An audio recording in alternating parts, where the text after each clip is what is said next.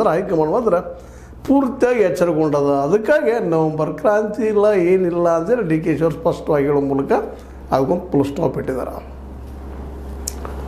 ಇದನ್ನು ದೊಡ್ಡದಾಗಿ ಮಾಡಿದವರು ಯಾರೂ ಇಲ್ಲ ಇಲ್ಲಿ, ಸಿಂಪಲ್ ವಿರೋಧ ಪಕ್ಷದವರು. ಯಾಕಂದ್ರೆ ಗ್ಯಾರಂಟಿಗಳನ್ನ ಭಾಳ ಟೀಕಾ ಮಾಡಿದ್ರೆ ತಮ್ಮ ಹೆಸರಿಗೆ ಹೋಗ್ಬಿಡ್ತದೆ. ಹಾಗಂತೇಳಿ ಗ್ಯಾರಂಟಿಗಳು ಬಿಡ್ಲಿಕ್ಕೆ ಬರೋದಿಲ್ಲ, ಅದು ಟೀಕಾ ಮಾಡ್ತಾ ಇರಬೇಕು, ನಮ್ಮ ಖಜಾನೆಗೆ ಲಾಸ್ ಆಗ್ತದೆ, ಹಾಗೆ ಹೀಗೆ ಏನು ಹೇಳ್ತಾ ಇರ್ತಾರೆ ಅವರು. ಸ್ವತಂತ್ರವಾದ ಮೀಡಿಯಾಗೆ ಬೇಕಾಗಿರುವುದು ಸ್ವತಂತ್ರ ಧ್ವನಿ. ಆ ಸ್ವತಂತ್ರ ಧ್ವನಿ ಉಳಿಸಲು ನೀವು ಮಾಡಬೇಕಾದದ್ದು ಇಷ್ಟೇ. ಅದೇನಪ್ಪಾ ಅಂತಂತಂದ್ರೆ ನಿಮ್ಮ ಕೈಲಾದಷ್ಟು ಸಹಾಯ ಈ ಚಾನಲ್ಗೆ ಮಾಡಿ ಹಾಗೂ ನಿಮ್ಮ ಧ್ವನಿಯನ್ನು ಕಾಪಾಡಿಕೊಳ್ಳಿ. ಇರ್ಬೋದಿಲ್ಲ ಅಂತಲ್ಲ, ಅವರು ಸತ್ಯನೇ ಇಲ್ಲ ಅಂತಲ್ಲ, ಆದರೆ ಅದರಿಂದ ಲಾಭಗಳು ಆಗ್ತಾ ಇದ್ದಾವೆ. ಎಷ್ಟೋ ಬಡ ಹೆಣ್ಮಕ್ಳಿಗೆ ತಾವು ದುಡಿದಕ್ಕೆ ಹೋಗೋದಕ್ಕೆ ಅನುಕೂಲ ಆಗ್ತಾ ಇದ್ದಾವೆ, ಅದು ಸತ್ಯದ. ಈ ಶಕ್ತಿ ಯೋಜನೆಯಿಂದ ಒಂದು ಸ್ವಲ್ಪ ದುಡ್ಡು ಕೊಡೋದನ್ನು ಹೆಲ್ಪ್ ಆಗಲಿಕ್ಕೆ ಇದು ಸುಡಲ್ಲ.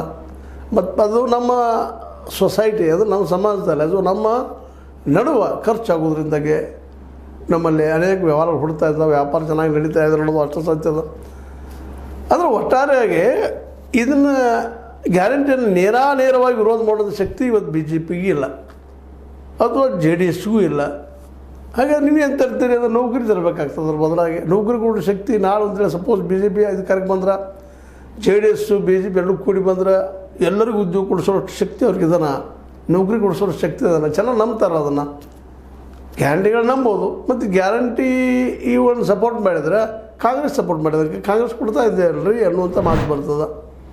ಹೀಗಾಗಿ ಬಿ ಜೆ ಪಿಗೆ ದೊಡ್ಡ ಅಸ್ತ್ರ ಕೈಯಲ್ಲಿ ಕಸ್ಕೊಂಡಂಗಾಯ್ತು ಆ ಮಾತು ಹೇಳಿದ ತಕ್ಷಣ ಡಿ ಕೆ ಶಿ ಅವರು. ಅಂದ್ರೆ ಡಿ ಕೆ ಶಿ ಅವ್ರ ಉದ್ದೇಶ ಮುಖ್ಯಮಂತ್ರಿ ಆಗೋದು